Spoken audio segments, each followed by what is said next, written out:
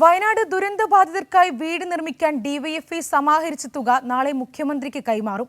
25 വീടുകൾ നിർമ്മിച്ചു നൽകുമെന്നായിരുന്നു ആദ്യ പ്രഖ്യാപനം. എന്നാൽ 100 വീട് നിർമ്മിക്കുന്നതിനായുള്ള തുകയും ധാരണാപത്രവുമാണ് ഡിവൈഎഫ്ഐ സർക്കാരിന് കൈമാറുന്നത്.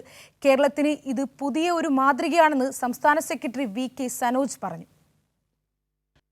വയനാട് പുനരധിവാസത്തിൽ കേന്ദ്ര അവഗണന തുടരുന്നതിനിടെയാണ് ദുരന്തബാധിതർക്ക് 25 വീടുകൾ നിർമ്മിച്ചു നൽകുമെന്ന ഡിവൈഎഫ്ഐ ആദ്യം പ്രഖ്യാപിച്ചത്.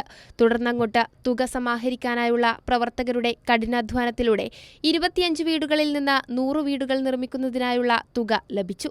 അതിൽ അഭിമാനമുണ്ടെന്നും കേരളത്തിന് ഇത് പുതിയ ഒരു മാതൃകയാണെന്നും ഡിവൈഎഫ്ഐ സംസ്ഥാന സെക്രട്ടറി വി.കെ. സനോജ് പറഞ്ഞു. കേരളത്തിനൊരു പുതിയ മാതൃക കാണിച്ചു കൊടുത്തു എന്നുള്ളതാണ്.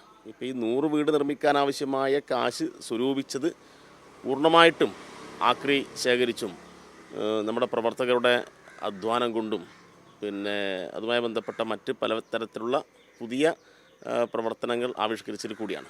അപ്പോൾ ഒരുപാട് ഇങ്ങനെയൊക്കെയുള്ള ഒരു പുതിയ രീതിയിലാണ് ഞങ്ങൾ ഈ പണം സമാഹരിച്ചത്. അപ്പോൾ വലിയ പ്രതികരണമായിരുന്നു ജനങ്ങളിൽ നിന്നാകെ ഉണ്ടായിട്ടുള്ളത്. അപ്പോൾ ജനങ്ങളോട് നന്ദി പറയാൻ കൂടി ഈ സന്ദർഭം ഉപയോഗിക്കുകയാണ്.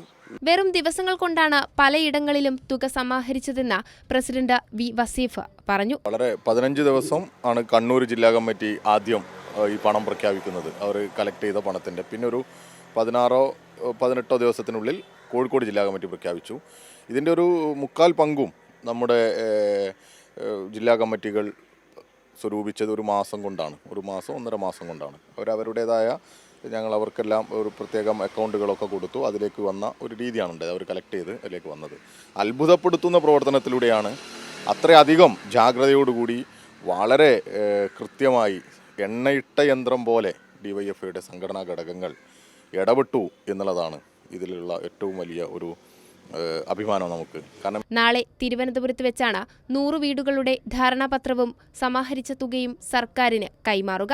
വൈകുന്നേരം 5 മണിക്ക് സെൻട്രൽ സ്റ്റേഡിയത്തിൽ വെച്ച് നടക്കുന്ന ചടങ്ങ് മുഖ്യമന്ത്രി പിണറായി വിജയൻ ഉദ്ഘാടനം ചെയ്യും. യൂത്ത് ബ്രിഗേഡ് സംഗമവും നടക്കും. കൈരളി ന്യൂസ്, തിരുവനന്തപുരം.